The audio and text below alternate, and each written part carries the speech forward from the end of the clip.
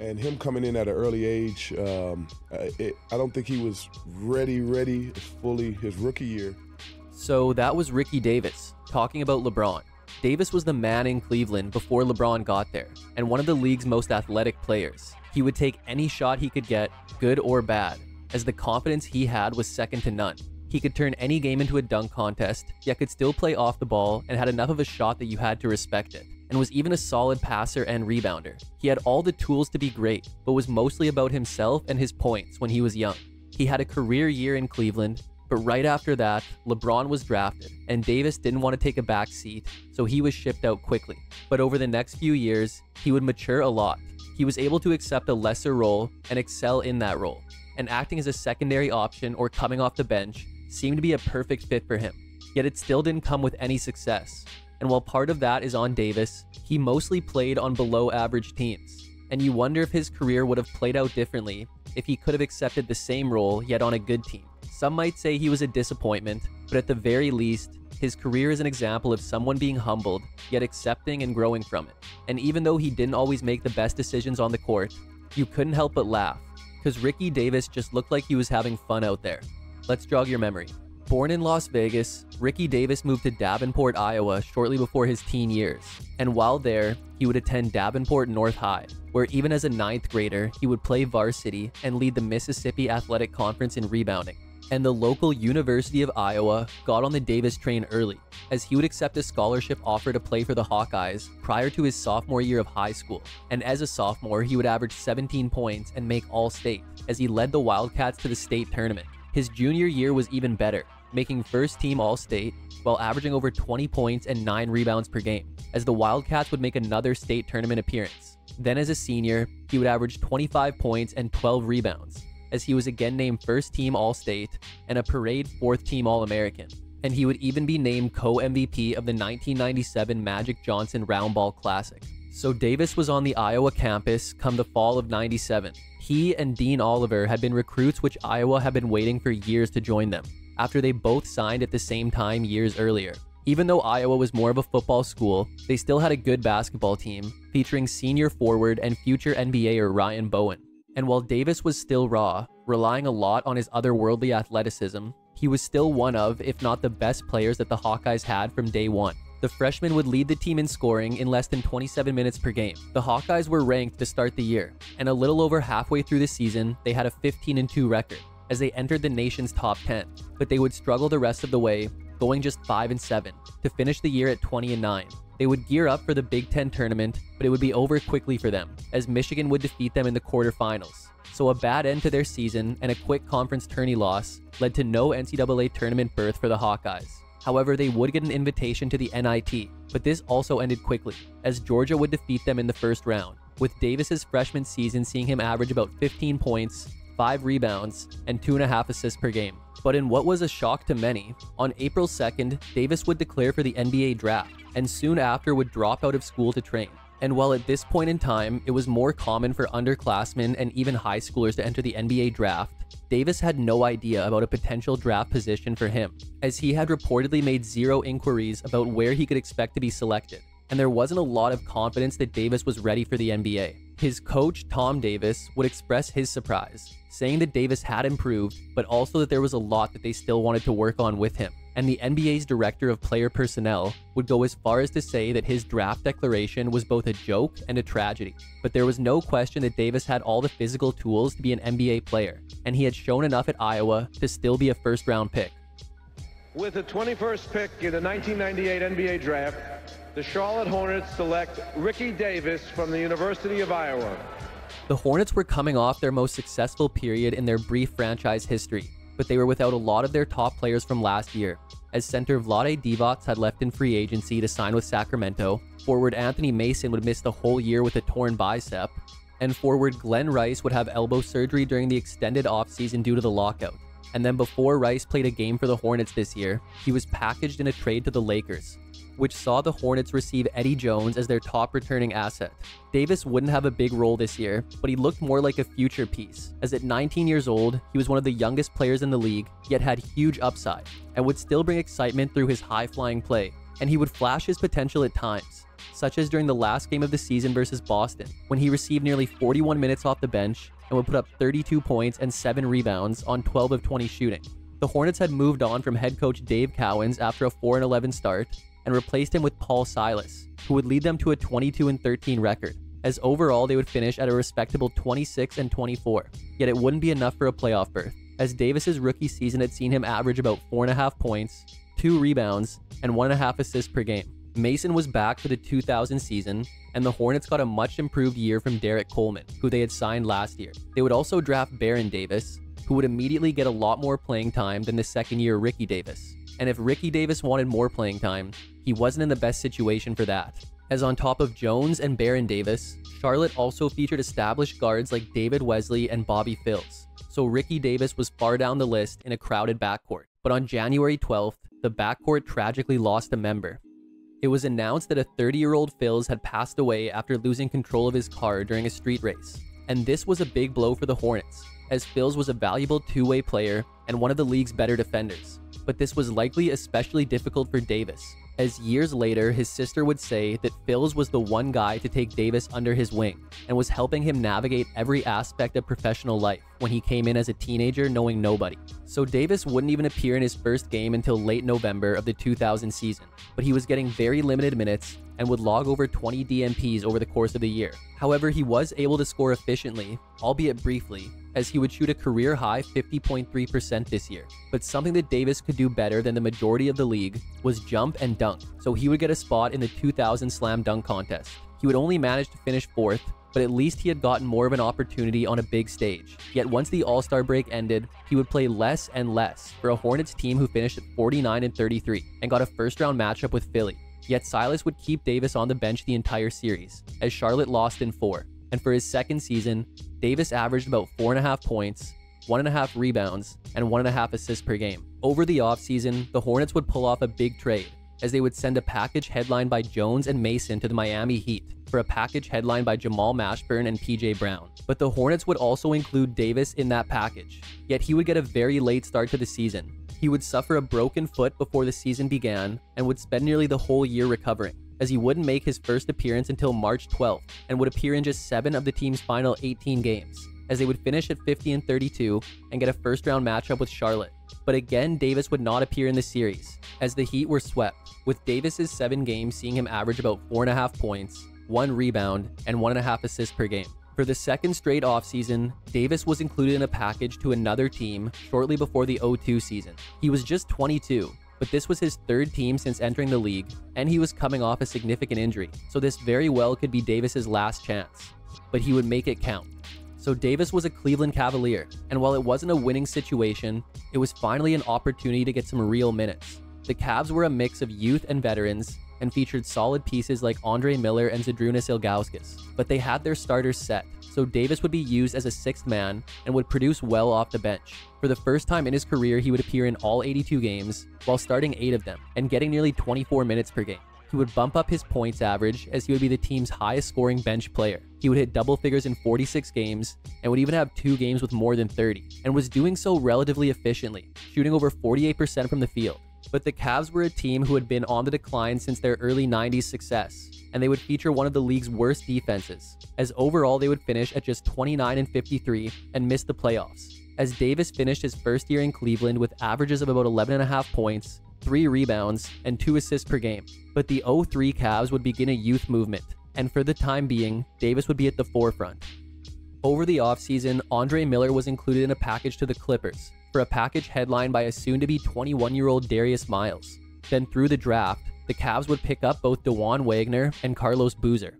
And after trading away Lamont Murray and Wesley Person, the wings were wide open, so Davis would be made a starter and given the green light in 03. And while this was the most prolific season of Davis's career, it wasn't without its flaws. For the first and only time in his career, Davis would lead the team in scoring and assists, as he would put up a career-high 20.6 points per game, while also putting up career highs in rebounding, assists, and steals, as he showed he could do a bit of everything and also really fill it up, as he would hit double figures in 77 games, including 3 games with at least 40, which featured his career high of 45 points along with 8 rebounds and 5 assists in a December 9th loss to Milwaukee, as he would also finish 5th in most improved player voting. But with the good came the bad, as now that he was a starter, Davis showed just how much he liked to shoot the ball, as he would be top 15 in the league in field goal attempts, but would also be top 10 in misses, as he would shoot just 41% from the field. Additionally, his do-everything attitude could get him in trouble sometimes, as he would also have the 8th most turnovers in the league.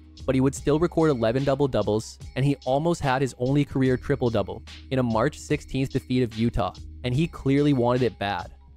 With just seconds left in a blowout win, Davis had 28 points, 12 assists, and 9 rebounds, as he received an inbounds pass, but then shot the ball at his own basket to get the rebound in hopes of securing a triple-double, which the Jazz would not be happy about.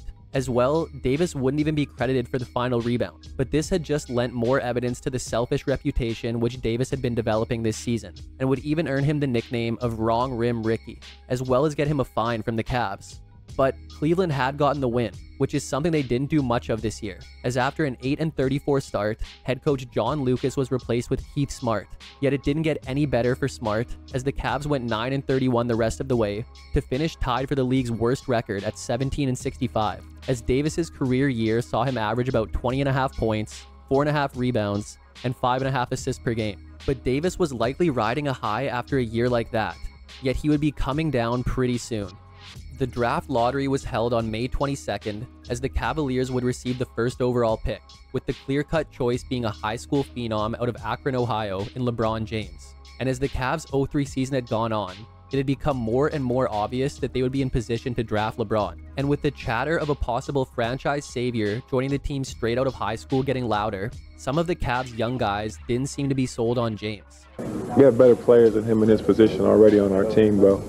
His potential is probably the sky's the limit for him, though. I don't think you can really just bring a high school player in and really just think your team gonna really turn around like that. Yet Davis's response to the possibility of James would come off as a little more positive compared to his teammates. Good LeBron is just gonna add to what we need, and just make things a little bit easier. But it didn't really matter what any of these guys thought, as come draft day, the Cavs made LeBron the first overall pick. So just like that, Davis was no longer the top guy in Cleveland. And to make things worse, the Cavs had hired Paul Silas as head coach, who Davis had already butted heads with in Charlotte. Davis was still a starter, but was quickly falling out of favor with Silas, and being overshadowed by James. He was still putting up respectable numbers for the team, and shooting a little more efficiently, but he and Silas would have their conflict, as he would even be benched for the fourth quarter of a couple late November games, and then was banned from practice, without reasons being given to the media. But speculation was that it was due to Davis not adhering to Silas's offensive system, as well as his lack of effort on the defensive end. And Davis wouldn't be around much longer after this, as in mid-December, he would be moving again, this time to Boston. The Celtics were a team led by Paul Pierce, but who had traded away Antoine Walker prior to the season. And GM Danny Ainge wanted a guy that could score to complement Pierce and take some of the defensive attention off of him. And this trade would lead to a very well-known quote from Davis, suggesting that he thought LeBron would be his sidekick.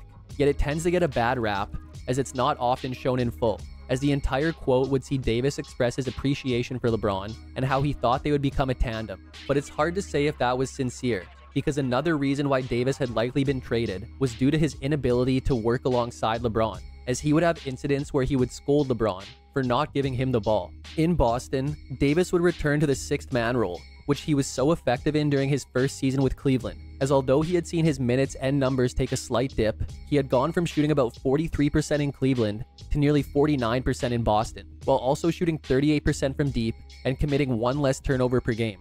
And Davis was still just as exciting of a player, as his above-the-rim play would land him the second dunk contest appearance of his career, yet he would lose again. However, although he was playing better overall, it wasn't without some questionable decisions that he would make in games. The Celtics were 12-12 at the time of the trade, and over the rest of the year, Davis would establish himself as their second leading scorer behind Pierce, and his second unit production would help the Celtics feature a top 10 scoring offense. Yet they would also have a bottom 10 scoring defense, and finish at just 36 and 46.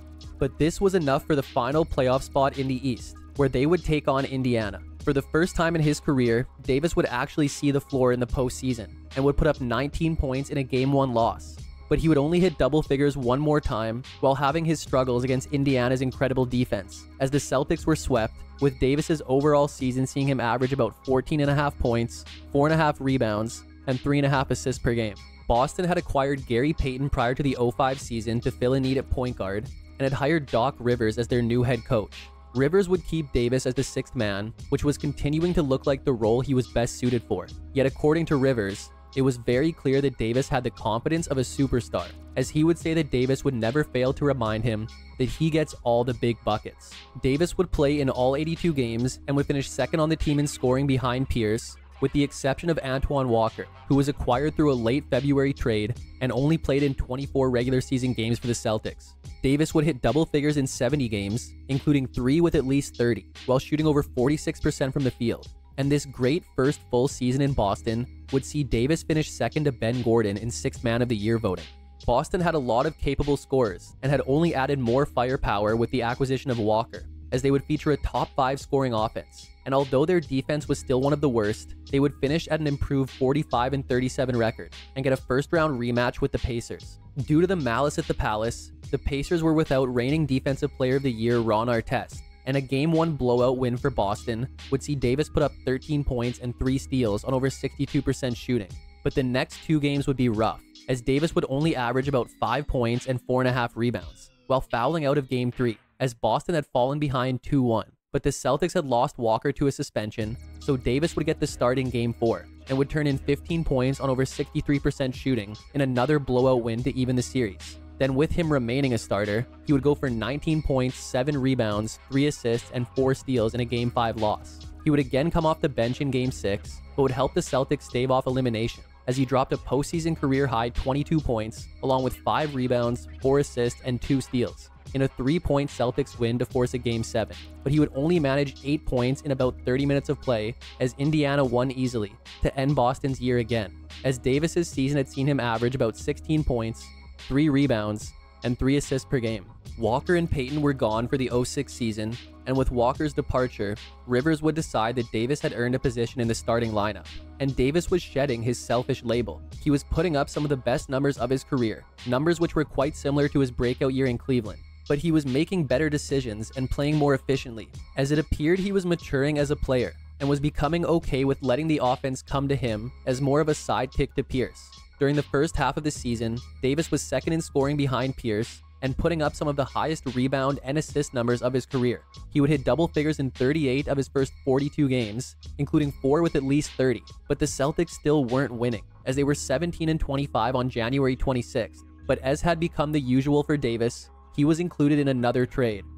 Davis was part of a package sent to the Timberwolves for a package headlined by Wally Szczerbiak. Szczerbiak and T-Wolves star Kevin Garnett had been having some conflict during their time together, which may have been part of the reason why the Wolves were looking to part with him, and the Celtics jumped on the opportunity to acquire a former All-Star in Szczerbiak. But this trade wouldn't really work out for either team. Yet Davis, in the midst of one of his best seasons, was now joining a 19-21 Timberwolves team led by Kevin Garnett, and although there was a dip in his efficiency, he was able to give the Wolves virtually the same production as he was giving in Boston, as he would be the team's second leading scorer behind Garnett by season's end. But this trade was likely made more so because of the Szczerbiak-Garnett conflict, not because it was going to really improve the team, as they would go just 14-28 after acquiring Davis, to finish at 33-49 and miss the playoffs, as Davis's overall season ended with him averaging about 19.5 points, 4.5 rebounds, and 5 assists per game.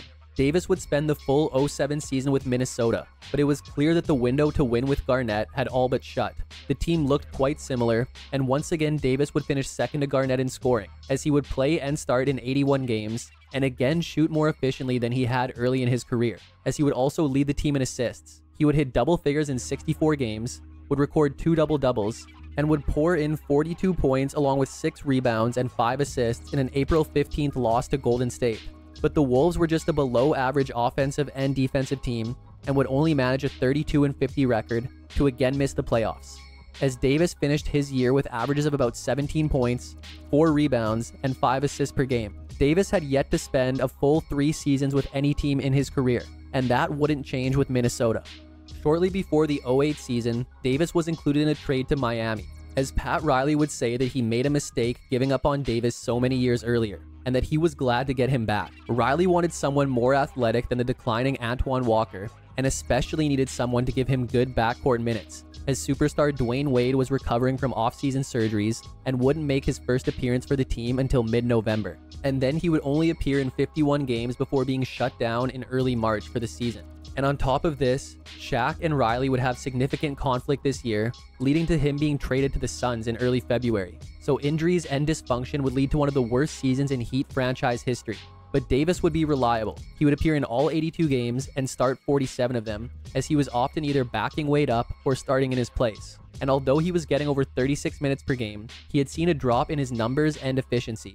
Davis would still hit double figures in 60 games, but would only crack 20 points in 17 of them, for a Heat team who had the lowest scoring average in the league. But Davis would have one great moment this season, as he would set a Heat franchise record and personal career high when he connected on 9 3-pointers in an April 4th loss to Washington. But this was one of the few moments Heat fans could cheer for this season, as Miami would finish with a league worst 15-67 record, as Davis's year had seen him average about 14 points, 4.5 rebounds, and 3.5 assists per game.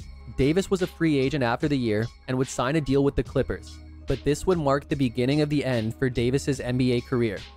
Davis would appear in the team's first 13 games of the 09 season coming off the bench, but he would struggle immensely, then would miss the next 20 games with what was listed as a sore left knee. And then in late December, he would get slapped with a 5-game suspension for violating the terms of the league's anti-drug program. He would return in mid-January, but play in just 22 more games, before being shut down for the year in late February, with what was now being diagnosed as knee tendonitis, as the Clippers would go just 19-63, with Davis averaging about 6.5 points, 1.5 rebounds, and 2.5 assists per game in his injury-riddled season. Injuries would again define Davis's 2010 season, as he looked like a shell of his former self. He would appear in 36 of the team's first 53 games, but after seeing his production dip to a career low by far, the Clippers would waive Davis on February 16th. As Davis has said in a later interview that the knee tendonitis the Clippers had diagnosed him with last season had actually been a tear in his patellar tendon, which they let him play through. But for Davis's shortened season, he averaged about 4.5 points, 1.5 rebounds, and an assist per game. Davis would spend the next near decade bouncing around overseas, playing on quite a few teams while also making brief stops in the then D-League for teams like the Maine Redhawks and Erie Bayhawks. Yet that would be as close as he would get to an NBA return, before spending some time in Ice Cube's Big 3 League.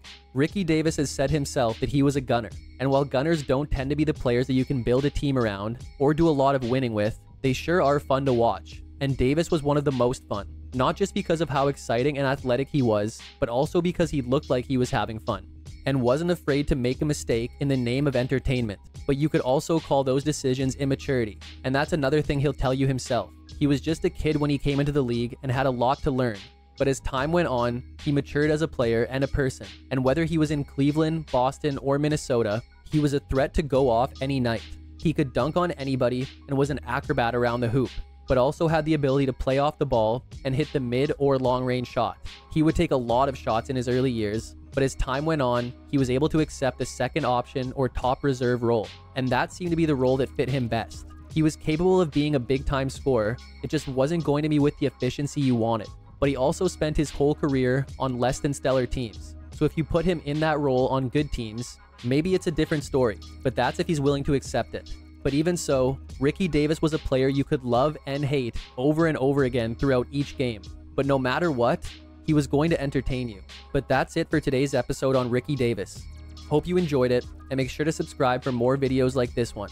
If you liked it, check out this one on another overlooked swingman from the '98 draft, or this one on one of his early career Hornets teammates. Thanks for watching, and see you next time.